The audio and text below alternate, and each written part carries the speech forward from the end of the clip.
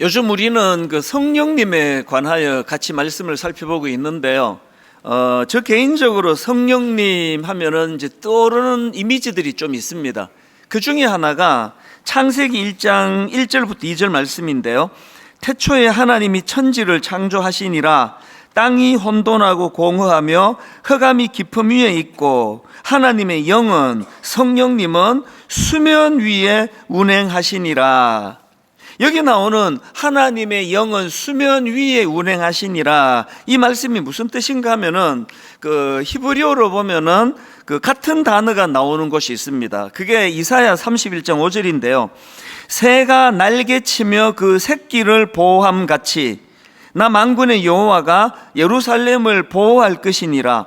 그것을 호위하며 건지며 뛰어넘어 구원하리라 하셨느니라. 여기 나오는 새가 날개치며 그 새끼를 보호한 같이, 이 표현이 창세기 1장 2절에 나오는 하나님의 영이 수면 위를 운행하신다와 같은 표현입니다. 그러니까 성령 하나님은 천지 창조의 주체자이시면서 동시에 이 창조된 천지를 보호하시는 분이라는 겁니다. 창조된 천지를 보호하시되 마치 독수리가 이제 알을 낳은 후에 그 천적인 뱀 이런 것들이 그 알을 이제 함부로 하지 못하도록 이 독수리가 그 알을 보호하기 위하여 알 위를 이렇게 날면서 그 알을 지키는 이미지, 이게 제 머릿속에 있는 성령님의 이미지 중에 하나입니다.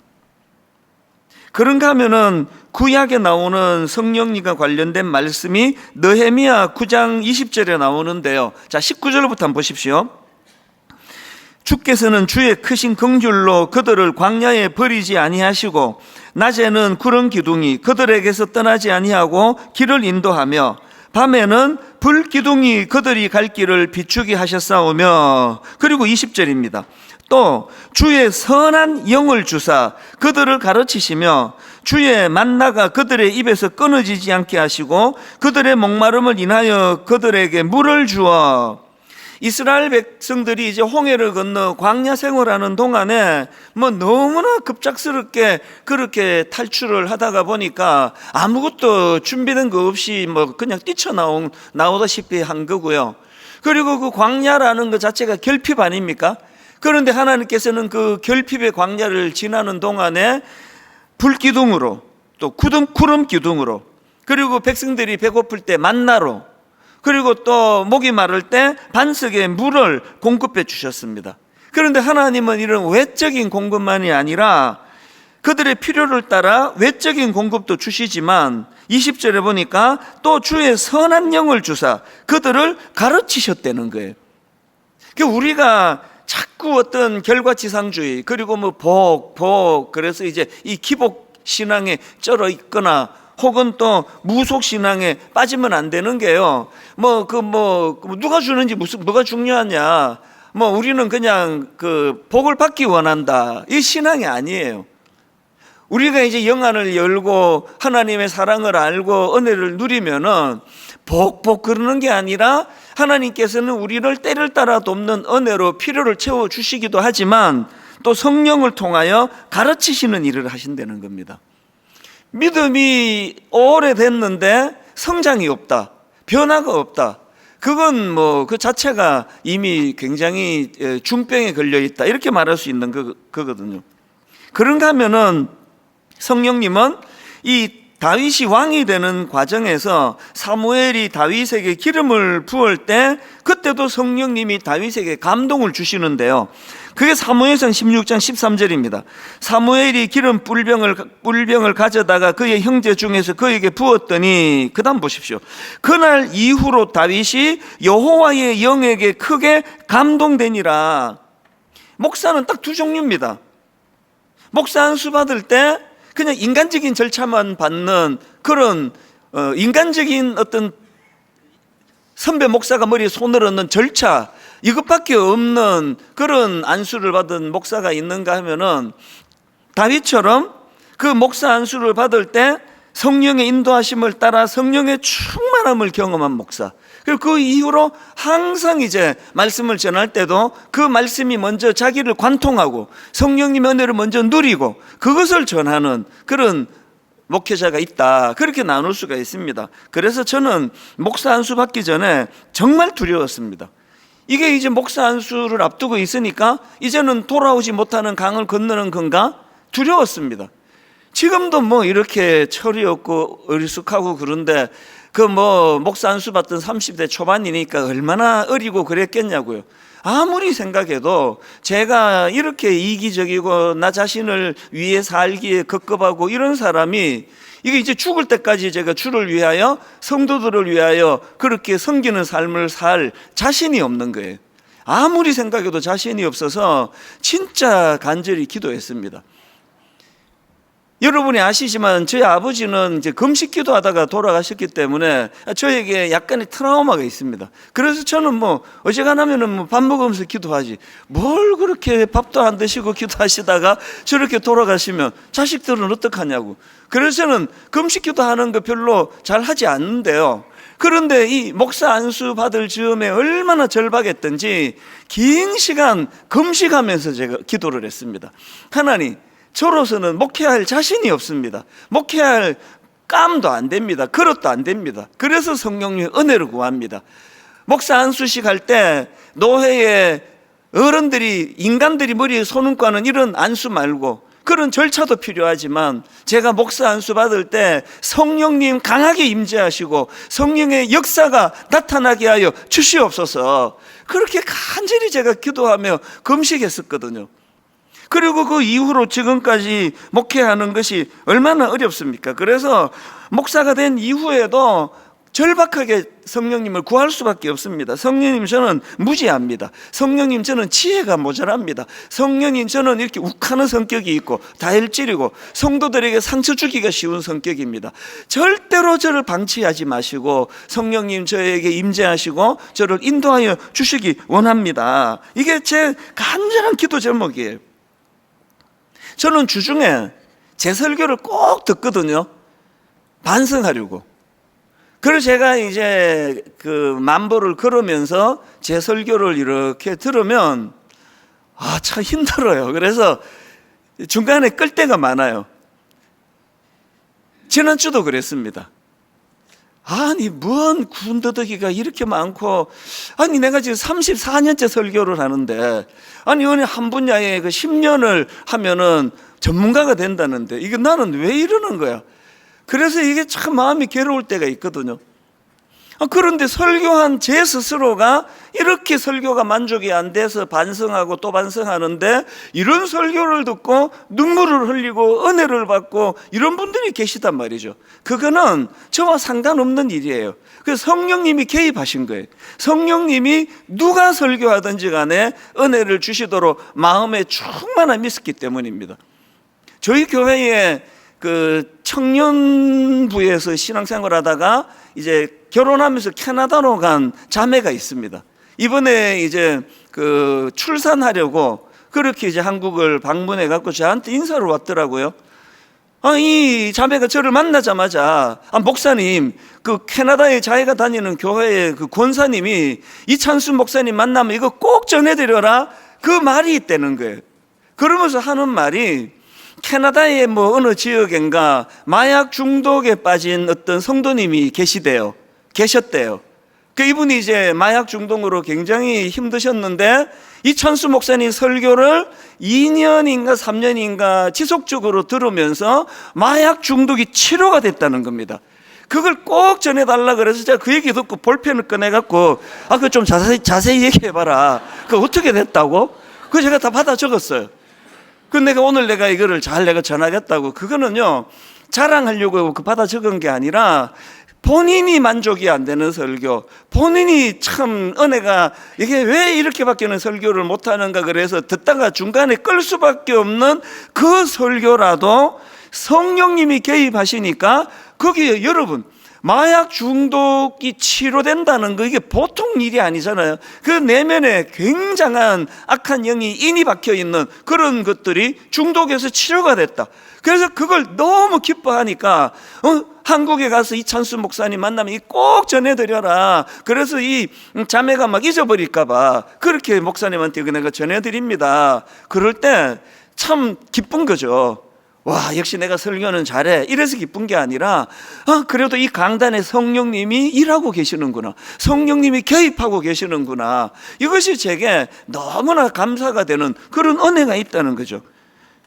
그런가 하면은 에스겔 선지자도요, 이 인간이 범죄하고 타락하면 그 마음이 돌처럼 굳어지는데요, 이렇게 굳어진 마음을 변화시키는 분이 성령님이시라는 겁니다.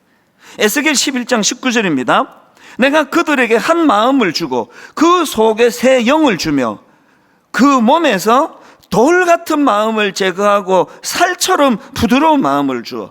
에스겔 36장 26절 또 새 영을 너희 속에 두고 새 마음을 너희에게 주되 너희 육신에서 굳은 마음을 제거하고 부드러운 마음을 줄 것이며. 제가 목사가 되는 것이 왜 두려웠느냐 하면은, 저는 어릴 때부터 고집이 세고 하여튼 누구랑 말싸움 하면은 막 끝까지 앉으려고 하고 오기가 많고 그런 성격인데, 이걸로 도대체 내가 어떻게 목회를 할 수 있느냐고, 이걸로 내가 성도들 얼마나 많이 다치게 하고 상처를 줄 수 있게 하느냐고, 그래서 제가 두려웠거든요. 그리고 참 제가 그 어릴 때 생각하면 못됐어요.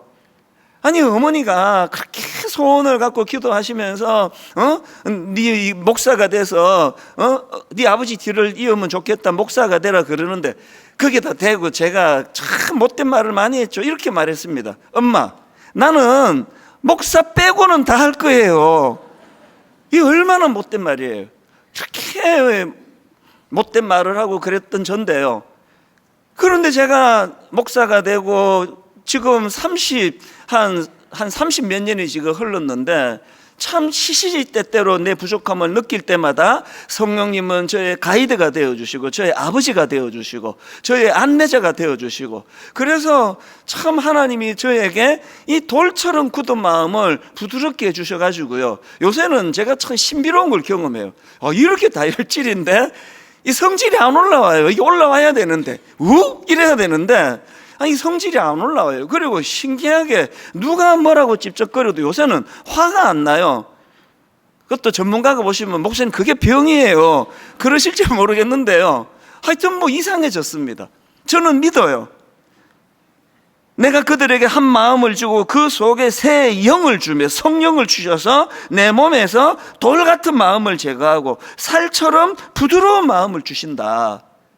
이런 내용의 글들을 제가 조병수 교수님이 그 성경이 가르쳐준 성령이라는 책에서 열거한 사례들을 쭉 묵상을 하면서 하나같이 다 동의가 되는 겁니다. 성령님은 우리 마음 안에 이 악한 세상에 물들지 아니하고 이 악한 세상이 변화되기를 기도하는 마음을 주시는 분도 성령님이에요. 그런가 하면은 성령님은 우리 개개인의 삶에 영향을 끼쳐서 단에서 설교하는 저부터가 지금 고백하잖아요. 내버려두면 돌같이 굳어지고 내버려두면 고집불통이 될 수밖에 없는 우리 인생을 너무나 부드러운 사람으로 그렇게 만들어 주시는 거거든요. 그래서 가끔씩 이제 너무 인상 좋은 그 남자 집사님 이렇게 만나면 가끔씩 얘기해요. 목사님이 저를 모르셔서 그런데요, 옛날에 대단했습니다, 보통이 아니었습니다 그러는데 사실 안 믿어져요. 너무 온순하게 그렇게 부드러운 말로 제가요 이렇게 얘기하는데 믿어지나요 어디? 근데 다 바뀌어서 그렇다는 거예요. 그 일을 하신 분이 성령님이라는 거거든요. 오늘 본문에도 보면은 예수님께서 성령님을 소개해 주시는데요, 요한복음 14장 16절입니다.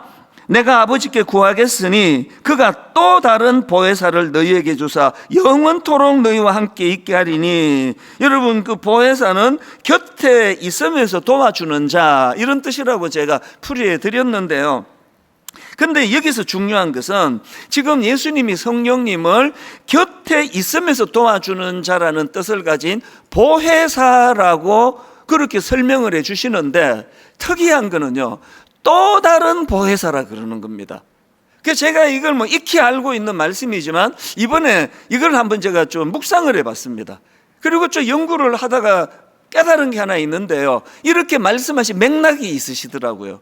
왜 그러냐 하니까 지금 왜 이런 표현을 쓰시는가 하니까요, 지금 이 말씀의 상황과 배경이 이게 보통 심각한 상황이 아닙니다.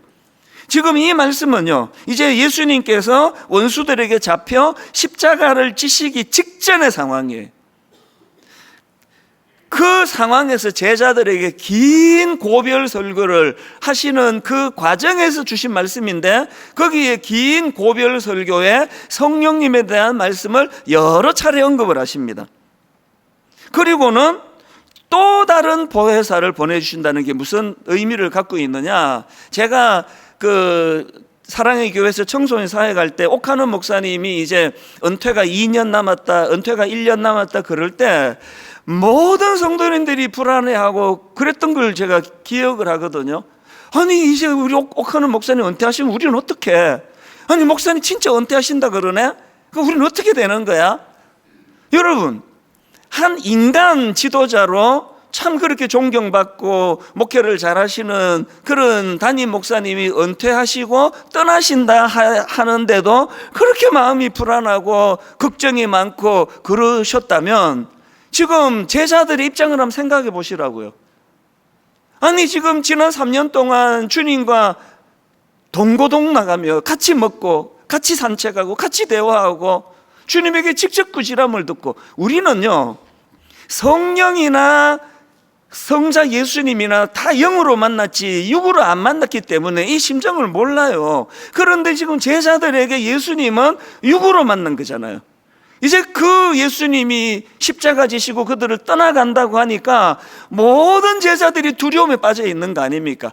그때 예수님이 약속의 말씀이 이거거든요. 성령을 보내주시겠다는데, 그는 보혜사인데 어떤 보혜사라고요? 또 다른 보혜사라는 거예요. 무슨 뜻인지 아시겠죠? 그 모든 제자들에게 주님이 안심시켜 주시는 것이, 이제 너희들이 만나게 될 성령님은 나랑 똑같이 육신을 입고 만나 나랑 똑같이 너희들 곁에 계시며 너희들을 인도해 주시는 그런 분이시다. 그러니까 여기서 강조하는 또 다른 보혜사라는 것은 어떤 인격체를 가진, 실체를 가진, 대면할 수 있는 그런 분으로서 지금 묘사를 하고 있는 거거든요. 이런 점에서 저는요, 한국교회가 왜 문제가 많고 어려움이 생겼는가, 그거를 저는 좀 알게 되는 거거든요. 이제 한국교회가 가진 문제가 뭡니까? 성령님을요, 여러분 곁에 계셔서 우리를 도와주시는 보혜사신데요, 좀 보수적인 신앙을 갖고 있다 하는 교회들이 막 성령님을 대놓고 막 성령 받아라 막 이런 무례한 짓은 안 하지만요, 그것보다 더 나쁜 게 뭐예요? 그림자 취급하는 거 아닙니까? 여러분, 그 같이 있는데 어떤 한 사람을 그림자 취급하고 상대 안 하고 그러면 그거 굉장히 나쁜 짓이에요. 솔직히 말하면요, 우리나라는 아이가 사춘기 들어가면서부터 이게 모계 사회 아닙니까? 모든 걸 엄마랑 의논하고 엄마가 매니저가 되고 이러니까 우리 애들도 보면은 자동적으로 엄마랑 너무너무 친해요. 뭐 질문도 엄마한테 하고 뭐 하여튼 알콩달콩도 엄마한테 하고, 엄마한테 가면 얼굴이 다 풀리고 저한테 와서는 경직돼가지고 어떻게 하면 좋겠냐고 그러고 이렇게 돼가지고, 저는 이제 일찍 자니까요 혼자 들어가 자고 이제 배려해 받는 거죠. 아빠는 내일 새벽에 일어나신다, 건들지 마라, 그리고는 문 닫아 드리라고 그러고, 이제 밤이 깊어갈수록 저 문 너머의 부엌에서는 너무나 행복한 시간을 보내요. 막 깔깔 낄낄 호호하하 맛있는 냄새가 나고, 그러면 제가 자려고 누워있을 때 어떨 때는 진짜 소외감을 느껴요. 이 집에서 난 어떤 존재인가. 많은 가장들이 이런 느낌을 가진다 그래요. 성령님을 설명하면서 이야기를 왜 할까요? 오늘 우리가 범하는 죄가 뭐예요? 성령님을 그림자 취급하는 거죠. 성령님이 뭐 계시거나 말거나. 여러분, 모든 인격체는 공통점이 있는데 인정받기를 원한다는 거예요. 그건 뭐 틀림없습니다. 그래서 여러분, 부부관계가 요즘에 좀 대면하고 막 좀 어려움이 있고 막 이혼하고 싶고 그런 마음이 드시면요, 하나만은 바꿔보세요. 남편에 대하여요 지적을 줄이고 한번 칭찬을 해보세요. 아내에 대하여 당신은 이게 문제야, 그거 좀 줄이고 한번 칭찬을 해보시라고요. 여러 번 내가 입에 달고 여러분께 드리는 말씀이 있죠. 인간은요, 지적받아서 고쳐지는 존재가 아니에요. 모든 인격체는 인정을 받고 싶어요. 칭찬을 듣고 싶습니다. 사실 저도 굉장히 많은 분들이 제 설교를 듣지만요, 저도 많은 분들이 은혜 받으면 너무나 제가 감사하지만 사실은 제가 저 아내에게 제가 은혜 받았다는 말을 듣고 싶은 거거든요. 그래서 이제 예배만 끝나면 막 총알같이는 아니고 이제 집에 들어가가지고 제가 이제 맨날 뭐 설교 어땠어? 설교 어때? 사기가 좀 민망하니까 자꾸 유도를 해요. 오늘 몇 부 예배 드렸어요? 3부 예배를 드렸대. 그러면 좋았지, 이렇게 말하고 싶은데 사실 또 체면이 있잖아요. 그래서 제가 오늘 3부가 좀 길었지, 제가 꼭 이렇게 얘기를 해요. 그러면 그쪽에서 아니 당신 설교가 길다니요, 그거는 문제가 있는 거죠. 난 그렇게 말하기를 바라거든요. 근데 제 아내를 만나가지고 오늘 설교가 길었지 그러면 좀 길긴 했죠. 10번 물으면 7번 이렇게 말해요. 그것도 내가 이제 또 유도를 해갖고 어떻게 해서는 오늘 설교가 군더더기가 많았지 그러면 뭐 맨날 그런 거 아닙니까? 이러면 막 너무 낙심이 되는 거예요. 그래서 그게 아니더라도요, 안 길었다고 군더더기가 많았지 그러면 깔끔했습니다. 당신은 그걸 원하는 그걸. 왜? 모든 인격체는 칭찬을 듣고 싶어요. 여러분 지금 부부관계가 좀 어려우신 분 진짜 한번 실천해 보세요. 내가 사실 참 결혼 초에는 당신의 장점을 잘 몰랐는데 살아갈수록 당신에게 이런 좋은 점이 있는 걸 내가 참 감사합니다. 진짜 한번 해보세요. 성령님도 마찬가지예요. 우리 성령님은 인격체세요. 그래서 항상 성령님을 그림자 취급하지 않고 그분을 인정해드리고, 그리고 또 그분을 자꾸 세워드리는 거예요. 그래서 성령님 지혜의 성령님이 아니면 제가 어떻게 분당 우리교회 목회를 지금까지 할 수 있었겠습니까? 성령님 참 감사합니다. 지난번 말씀드렸잖아요. 자동차 키 하나 찾으면서도 성령님 이렇게 빨리 찾도록 은혜 주신 거, 성령님 은혜입니다. 감사합니다. 자꾸 성령님을 인정해 드리는 거예요. 인격체이신 성령 하나님을 그림자 취급하시는 이 믿음은 더 이상 곤란합니다. 자꾸 그분을 인식하고 그분을 인정하고 또 그분을 우리가 구해야 돼요. 누가복음 11장에 보면은요, 제자들이 예수님께 기도를 가르쳐 달라 그래요. 그게 11장 1절입니다.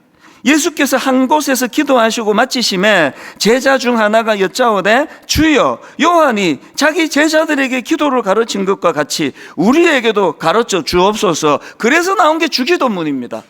예수님이 주옥 같은 주기도문을 가르쳐 주시고는 간청기도의 중요성을 강조하십니다. 9절입니다.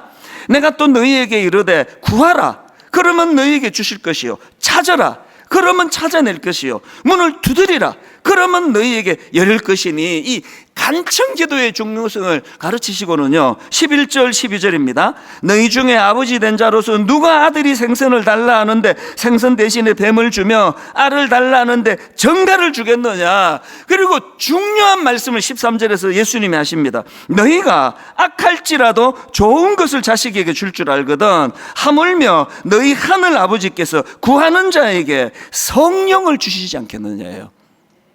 그런데 굉장히 중요한 것은요, 같은 사건을 다루고 있는 마태복음에서는 어떻게 표현하고 있느냐, 똑같은 내용입니다. 마태복음 7장 11절입니다. 너희가 악한 자라도 좋은 것으로 자식에게 줄 줄 알거든 하물며 하늘에 계신 너희 아버지께서 구하는 자에게 좋은 것으로 주시지 않겠느냐예요. 지금 성경이 뭘 강조하고 싶은 겁니까? 여러분 지금 막 취직이 안 돼가지고 고민하면 하나님께 뜨겁게 기도하는 거, 그래서 취직하게 되는 거, 그거 좋은 일이에요. 여러분 어떤 분 암에 걸려가지고 투병하는데 병 고침을 위하여 간절히 기도하고 그 기도가 응답받는 거, 그거 좋은 거예요. 그런데 여러분 누가복음에 의하면 그 좋은 것 중에 가장 좋은 것은 성령님을 구하는 거라는 거예요. 왜 그렇습니까? 성령님은 뭐 하나를 해결해 주시는 분이 아니라 내 곁에 서셔서 나를 도와주시는 분이거든요. 여러분, 우리가 기도할 때 성령을 구해야 된다고 예수님이 말씀을 하시는 거거든요. 그리고 성령님은 신비로운 어떤 존재가 아니에요. 그분은 제자들이 예수님을 육신적으로 만나 교제한 것 이상으로 우리 가까이에서 인격적으로 우리와 교제하시는 분이에요. 그래서 이 성령님이 우리 안에 좌정하고 계시고 우리와 함께 친밀한 교제가 이루어지면 외로움의 문제가 해결이 됩니다. 제가 목사가 되겠다고 미국 이민 생활 전 가족이 이민을 다 갔는데 저는 막내고 또 결혼도 하기 전인데 이제 만 28살 때 이제 이민 보따리 2개 들고 아예 뭐 짐 다 싸갖고 이제 저는 이제 한국으로 저 혼자 역이민을 왔습니다. 그리고는 신학교에 입학을 했는데요. 제 생애에 가장 외로웠던 해예요. 그 1990년은 내 삶에 잊혀지지가 않습니다. 우선 서울 생활을 생전 처음 해봤거든요. 그리고 서울에는 뭐 아무도 없었어요. 유일하게 어릴 때부터 지냈던 내 모교회 친구가 이제 이 친구가 결혼하고 이제 서울로 송파에 이제 직장을 얻어갖고 이제 송파에서 살고 있었는데요. 야, 정말 외로웠습니다. 그해 여름에 이상하게 왜 미국에 안 들어갔는지 기억이 안 나는데 좀 비장했겠죠. 그래서 이제 신학대학원은 경기도 양지에 있는데 여기 서울 사당동에 있는 학부 기숙사로 가가지고 얹혀 살았어요. 일주일 내내 한마디도 못할 때가 있는 거예요. 너무너무 외로웠습니다. 그 친구한테 그 신혼인데 계속 찾아가기가 그 민망하잖아요.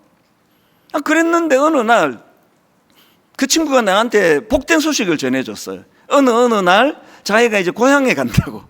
그게 2박 3일이었던 것 같아요. 이제 집에 와 있으라는 겁니다. 도둑도 지켜줄 겸.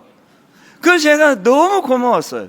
그 친구 집에 2박 3일에 가 있는데 금요일 날 가서 막 진짜 행복했습니다. 이제 오랜만에 사람 냄새 나는 뭐 침대도 네 마음대로 쓰고 냉장고 뭐 음식 좀 넣어놨는데 네 마음대로 꺼내 먹어라. 어릴 때 친구고 그 부인도 또 내 친구 동생이에요. 그래서 이제 너무 편하게 거기서 하루를 잘 지냈는데요. 토요일 오후에요. 나갈 데가 없는 겁니다. 송파에서 그 반지하에 나갈 데가 없는 겁니다. 답답해지기 시작하는 거예요, 또. 그 토요일 오후에 막 굉장히 답답해가지고요. 그러고 있는데 이제 그 친구가 그 기타가 있더라고요. 저도 그때 대학부 찬양 인도하고 그럴 때인데요. 우리 애들한테 말하면 아무도 안 믿어. 아빠 목소리에 무슨 찬양 인도를 하셨냐고 그러는데, 네, 정말 참 답답해요. 제가 찬양 인도를 어느 정도 잘했냐 하면, 지금 제가 분당 우리 교회에 제가 사역자로 있으면은 이동선 전도사 여기 없습니다. 아무도 안 믿으시는데요. 제가 찬양 인도하고 그랬는데 이제 기타가 있으니까 이제 기타를 들고 찬양을 이제 부르기 시작했습니다. 뭐 찾고 뭐고 필요 없습니다. 새틀처럼 하는 게 시간인데 1장부터 부른 거 1장부터 1장 펴놓고 찬양하고 2장 찬양하고 3장 찬양하고 제가 이렇게 찬양을 쭉 부르다가 보니까 이 찬양을 만났어요.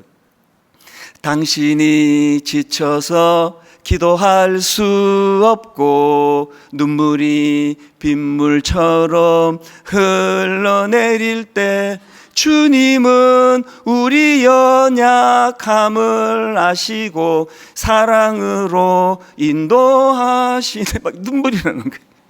이게 완전히 이게 내 이야기인데 이게 막 눈물이 막 나는 거예요. 2절도 똑같아요. 당신이 외로이 홀로 남았을 때 당신은 누구에게 위로를 얻나? 주님은 아시네 당신의 마음을 그대 홀로 잊지 못함을. 그래서 이거를요 뭐 발을 정자로 막 세면서 안 읽어가지고 정확하게 몇 번 불렀는지 모르지만 제 기억으로 하여튼 뭐 목이 아프도록 계속 반복해서 불렀어요. 부르고 또 부르고 부르고 또 부르는데요. 어느 날 어느 순간에 제가 후렴을 가사를 이렇게 바꿔서 부르더라고요. 원래는 이게 누군가를 위하여 누군가 기도하네 이렇게 나가는 건데 제가 이렇게 바꿔서 부르더라고요. 성령님 날 위하여, 널도 아니에요. 날 위하여. 성령님 날 위하여 성령님 기도하네. 언제 기도해 주시느냐? 내가 홀로 외로워서 마음이 무너질 때 성령님 날 위해 기도하네. 1990년 어느 날 어느 달인지는 기억이 안 나요. 지금부터 34년 전이에요. 그 장소, 그 반지하에 그 채광이 잘 안 돼서 약간 어두운 그 분위기 하나도 잊혀지지가 않습니다. 많이 울었거든요. 너무너무 외로워서 울었고요. 그런데 너무 기뻐서 울었어요. 이게 지금 뭔지는 잘 모르겠는데 그렇게 눈물을 흘리면서 찬양을 부르는데요. 제가 그날을 왜 못 잊습니까? 이 찬양 가사 그대로. 오늘 여러분 누구라서 외롭지 않으냐고요. 제가 결혼을 해보니까요, 상당 부분은 해소가 돼요. 상당 부분은 외로움이 해소가 되는데요, 근원적인 외로움은 없어지지 않더라고요. 아니 이렇게 많은 성도들을 상대하는 목사인데, 사람에게 치여 산다고 하는 그런 목사인데 사람으로는 채워지지 않는 빈 공간이 있더라고요. 제가 깨달았죠. 아무리 유복하고 자녀들이 효자 효녀고 부부간에 금슬이 좋고 그래도요, 채워지지 않는 빈 구멍이 있는데 그거는 성령님이 채워주시는 자리예요. 성령님 날 위하여 성령님 기도하네. 그래서 저는 로마서 8장 26절, 이와 같이 성령도 우리의 연약함을 도우시나니 우리는 마땅히 기도할 바를 알지 못하나 오직 성령이 말할 수 없는 탄식으로 우리를 위하여 친히 간구하시느니라. 여러분, 성령님을 그래서 막연하고 어떤 추상적인 어떤 그 무엇으로 그렇게 성령님을 그림자 취급한 거, 그게 우리를 침체로 만들었다는 걸 아셔야 돼요. 그분은 인격자세요. 그분은 인정해 드려야 돼요. 그분은 계속 우리가 인식하고 그분을 구해야 된다는 것입니다. 한 가지만 더 살펴보고 말씀을 마무리하려고 하는데요, 예수님께서 성령님에 대해서 설명하시면서 부연 설명을 하십니다. 오늘 본문 요한복음 14장 17절입니다. 성령님은 이렇게 설명해요. 그는 진리의 영이라. 또 16장 13절, 그러나 진리의 성령이 오시면 그가 너희를 모든 진리 가운데로 인도하시리니. 예수님이 묘사하시는 성령님은 진리의 영이세요. 그래서 여러분, 우리가 진리의 영이신 성령님과 함께 교제하고 그분 가까이 모시고 살아가면은 두 가지 열매가 나타나요. 하나는요, 여러분, 성령님은요 우리로 진리 되시는 예수님 앞으로 인도해 주시는 분이에요. 요한복음 15장 26절입니다. 내가 아버지께로부터 너희에게 보낼 보혜사 곧 아버지께로부터 나오시는 진리의 성령이 오실 때에, 그 다음 보세요, 그가 나를 증언하실 것이요. 또 고린도전서 12장 3절입니다. 또 성령으로 아니하고는 누구든지 예수를 주시라 할 수 없느니라. 아까 제가 목사가 된 게 기적이라고 말씀을 드렸는데요, 더 깊이 들어가면은요, 지금 제가 예수 믿고 있는 게 기적이에요. 따지기 좋아하고 깐깐하고 눈으로 확정되지 않으면 안 믿고, 저는 단 한 번도 사기 같은 거 당해본 적이 없습니다. 굉장히 깐깐하고 따지기 좋아하는데, 아니 내가 어떻게 예수를 믿게 됐지? 아니 어쩌다가 내가 목사 빼고는 내가 다 하겠다고 그랬는데 목사가 돼 있지? 진리의 영이신 성령님이 예수 믿게 해주신 거예요. 여러분, 여기 지금 가정의 평화를 위해서 나오신 분이 좀 계시잖아요. 예수 안 믿는데 결혼하니까 남편이 예수를 믿어요. 또 아내가 예수를 믿어요. 그래서 지금 참 좋은 성품으로 여기 와 계시는 분이 계시잖아요. 애쓰지 마세요. 여러분의 자의로 안 믿어집니다. 그게 믿어지겠습니까? 그래서 여러분, 나도 좀 믿게 해달라고, 좀 보여달라고 이렇게 구하지 말고요, 성령님을 구하세요. 진리의 영이시라 그러는데, 성령님, 저도 제 아내가 믿는, 저도 제 남편이 믿는 예수님 만나고 싶습니다. 우리 교회에요, 그런 사례를 들으려 그러면 뭐 말로 다 할 수 없이 많을 것입니다. 그런가 하면 두 번째로요, 성령님은 진리의 영이시기 때문에요, 우리가 성령님을 가까이 하면 성령님은 우리를 거룩으로 인도하십니다. 데살로니가전서 4장 7절 세 번역이요. 하나님께서 우리를 불러주신 것은 더러움에 빠져 살게 하시려는 것이 아니라 거룩함에 이르게 하시려는 것이라. 데살로니가 4장 3절 하나님의 뜻은 이것이니 너희의 거룩함이라. 여러분 본당에 딱 들어오시면은요, 여러분이 그 보시기에 왼편에 있는 하나님은 사랑이시라, 저거를 묵상하셔야 돼요. 저 하나님은 사랑이시라가 있어서 그리스도의 십자가가 가능했거든요. 그리고는 여러분이 저 하나님은 사랑이시라를 보시면 묵상한 다음에 여러분 강단에 있는 거룩과 성수, 이거를 갖고 묵상하셔야 돼요. 2학기가 들면서 이제 이쪽에 뭐 이런 문구 이거를 바꾸는 게 좋겠다고 지난주에 담당자가 와가지고 이거를 철거하면 어떻게 하냐는 식으로 얘기해가지고 제가 막 절대 안 된다고 그랬습니다. 건들지도 못한다, 이거 건들지 말라고. 내 눈에 흙이 들어가기 전에는 이거 못 건든다 라고는 말하지 않았는데요, 그런 마음으로 얘기했습니다. 이거는 계절 따라 바꾸는 게 아니다. 여러분 여기 딱 앉으시면 하나님은 사랑이시라, 십자가를 가능하게 하신 그분을 묵상하고 거룩과 성숙을 보셔야 돼요. 그리고 이번 한 주간 나는 거룩했나? 이 악한 세상에, 이 오염된 세상에 이번 한 주 나는 거룩을 추구했나?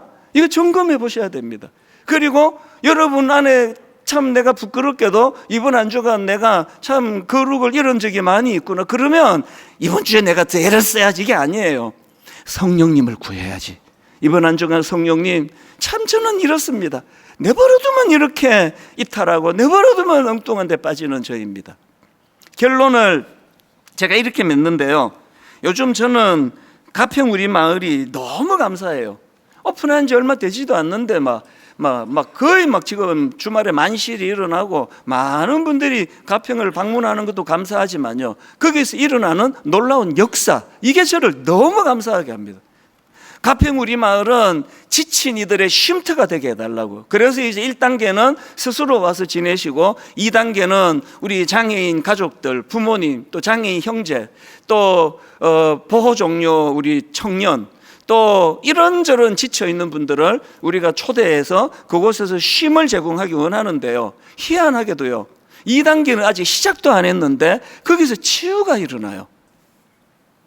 어떤 가족이 거기를 다 방문했어요. 사연이 좀 있더라고요. 남편이 무슨 일인지는 몰라도 사업이 어려워가지고 부도가 나고, 이후에 이제 가정적으로 감당하기 어려운 일이 찾아오고, 부부관계도 그것 때문에 어려움이 생기고, 이런 그 사연이 있던 것 같았습니다. 깊은 내막이야 제가 알겠습니까? 그랬는데요, 이렇게 살 바에는 우리 두 아이와 함께 죽어버리는 게 낫겠다, 그 정도 생각이면 어떤 상황인지 아시겠죠? 그런데 여러분, 그 가족이요 가평 우리 마을에서 기도하고 그런 시간을 보내면서 하나님께서 마음에 용기를 주셨다는 거예요. 그래서 내가 진짜 살아야 되겠다, 이런 용기를 얻고 이곳을 떠납니다. 그런 일들이 일어나는 거예요. 그게 방명록이 있는데요, 가시면서 거기다가 방명록에 쓴 거 점점 쌓여가는 게 다 이런 이야기예요. 이거 묶어서 책을 내도 되겠다 할 정도예요. 무슨 일이 일어나고 있는 겁니까? 한 몇 주 전에 우리 교회의 교구 우리 성도님들 중에 너무 지치신 가장들이요, 우리 그분들을 사업하다가 어려워지시고 가정을 돌보다가 어려워지시고 그런 우리 아버지들을 좀 초대하자. 그래서 교구별로 이제 추천을 받아가지고요, 이제 1박 2일이에요. 그래서 와서 쉬었다 가시라고. 토요일 아침에 제가 그 드림센터 출발하기 전에 제가 가서 인사를 드렸어요. 딴 거 없고요. 프로그램도 없고요. 제가 담당 목사님한테 뭐 1교시담, 2교시담 상 이런 하지 마라 그랬습니다. 그냥 쉬시다가 오세요. 좋은 분들하고 교제하고 한 가지만 좀 일찍 주무시고 아침이 되시면 새벽에 그 마을이 참 좋습니다. 공기 좋고 하니까 그 길을 한번 이렇게 좀 거니시면서 그런 시간을 좀 가져보시라 그랬는데요. 희한한 일이 벌어졌어요. 아무것도 해드린 게 없거든요. 강의가 뭐 요란하게 있던 것도 아니고요. 그랬는데요. 그 아빠가 그렇게 이제 지쳐서 추천받아서 쉬러 가신 그 아빠를 둔 우리 청년부 자매가 저한테 메일을 보내왔습니다. 이런 요지예요. 최근에 아빠가 직장에서 과도한 스트레스를 받고 원인 모를 건강 쇠약이 오셔서 몇 달간을 집에서 쉬고 계시는데 아빠가 가평을 다녀온 후로 하시는 말씀이 환골탈퇴가 된 것 같다, 이런 말씀을 하시더라는 거예요. 이곳에서 경험한 이 마음을 내 평생 잊지 않고 살고 싶다, 그런 기도 제목으로 고백을 하시더라는 거예요. 제가 느끼기로 그 아버지께서 초신자인 것 같은데 그 딸의 편지를 한번, 저한테 보낸 편지를 읽어드리고 말씀을 마치겠습니다. 이렇게 썼더라고요. 가평 우리 마을에 곳곳이 하나님의 위로로 가득 차 있다는 것 같다고 하셨어요. 그곳에 있기만 해도 마음이 차분해지는 것을 경험했다고요. 집으로 돌아오신 아빠의 얼굴은 2달 동안 가지고 있던 지치고 핏기 없는 얼굴이 아닌 누구보다 생기 있고 에너지 넘치는 상태였습니다. 하나님의 은혜와 하나님의 위로와 함께 가신 분들과 서로의 아픔을 나누며 처음으로 느끼게 된 공동체원들과의 교제가 아빠에게 가득히 채워져 있음을 보았습니다. 이게 교회예요. 막 그날 막 엄청난 프로그램 갖고 막 다 뒤집어 놓는 강의를 하고 그래서 변화가 일어나면 어떤 면에서는 그건 좀 인위적이에요. 아무것도 한 게 없습니다. 그냥 그 기도의 공간 안에 머물고 거닐고 거기에 같이 어려움을 당하는 분들과 마음을 나누고 기도를 해서 제가요, 이 그 딸의 편지를 받자마자 환골탈퇴를 제가 단어를 찾아봤습니다.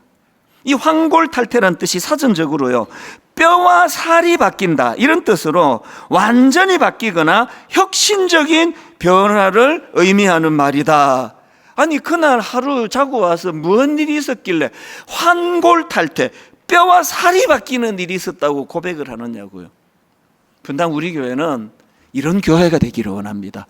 막 목사가 인위적으로 막 쥐어짜는 이것도 뭐 해야 되겠지만 성령님이 일하시는 교회, 성령님이 만져주시고 성령님이 치유하는 교회,